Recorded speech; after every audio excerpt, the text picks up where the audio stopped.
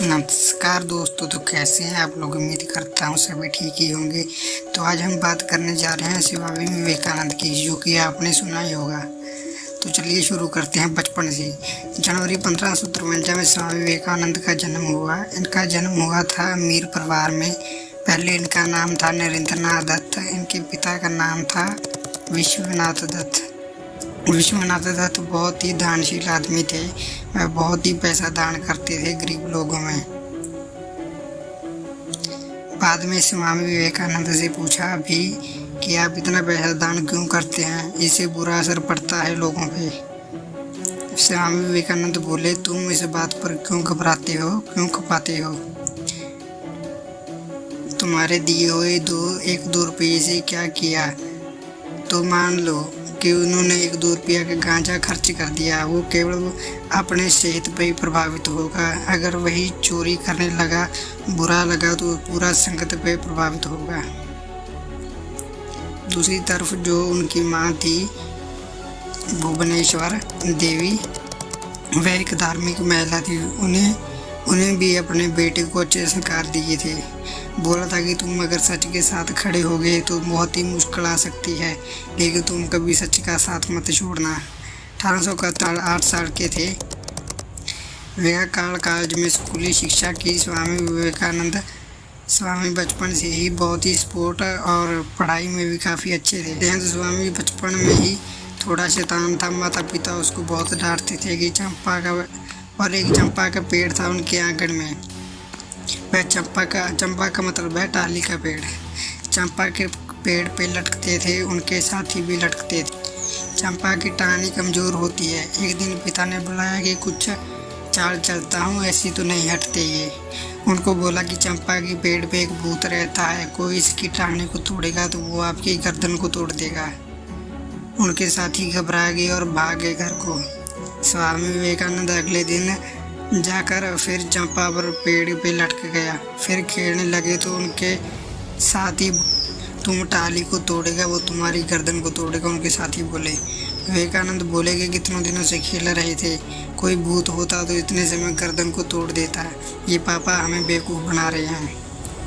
एक बार की बात है, रामकृष्ण परमहंस, उनके जो गुरु थे परमहंस, वह बोले सभी बच्चों को अपने घर पर जाना है और एक मुट्ठी चावल को चोरी करके लाना है, पर शर्त यह है उनको कोई देख न ले। सभी चोरी करके ले आए। स्वामी विवेकानंद खाली हाथ आए। उन्होंने बोला, भाई तुम खाली हाथ क्यों आए? उनके गुरु ने बोला। वह बोले, गुरुजी आपने बोला था मुट्ठी भर चावल चोरी करना है जब कोई देखे ना।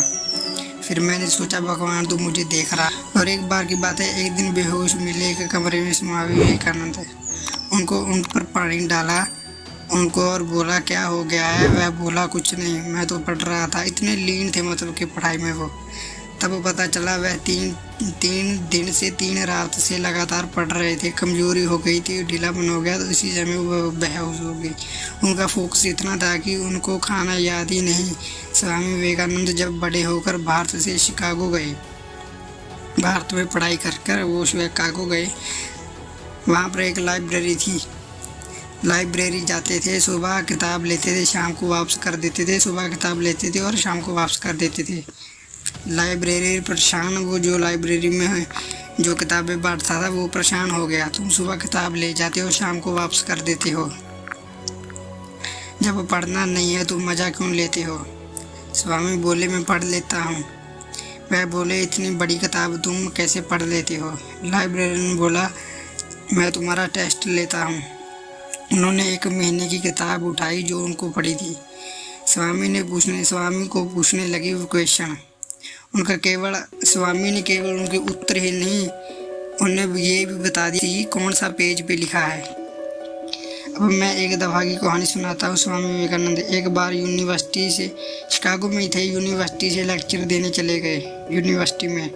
वहाँ पर स्वामी विवेकानंद 4 लोगों से बात कर रहे थे, तो एक दूर सी सुंदर लड़की ने उसे देख रही थी।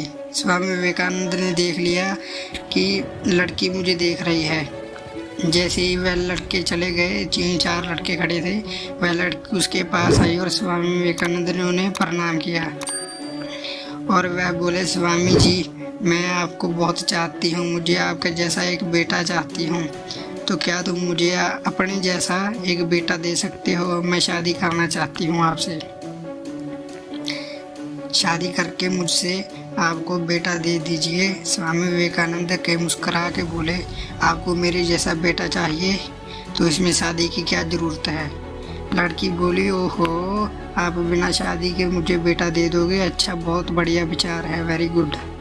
स्वामी मुस्कुराए बोले, ज़रूरी नहीं है, मैं जो बेटा पैदा करूँगा वो मेरे जैसा ही है, लेकिन मेरे पास दूसरा उपाय भी है। वह बोली, क्या? वो लड़की बोली, अगर तुम्हें मेरे जैसा बेटा चाहिए तो मुझे अपना बेटा बना लो, मैं आपको माँ मान लेता हूँ। वो लड़की घबरा गई। एक और बच्चा करने की क्या ज़रूरत है? उस उपाय से उसने उस लड़की को अपनी माँ के रूप में ही देखा ज़िंदगी पर। ऐसे थे स्वामी विवेकानंद। मैं पूरी वीडियो की लेकर आऊँगा अगर आपको बताएं तो। अभी इस वीडियो को यहीं एंड करते हैं। आपको ये वीडियो कैसी लगी कमेंट में ज़रूर बताना। वीडियो को लाइक करना, चैनल को सब्सक्राइब करना। मिलते हैं अगले वीडियो में।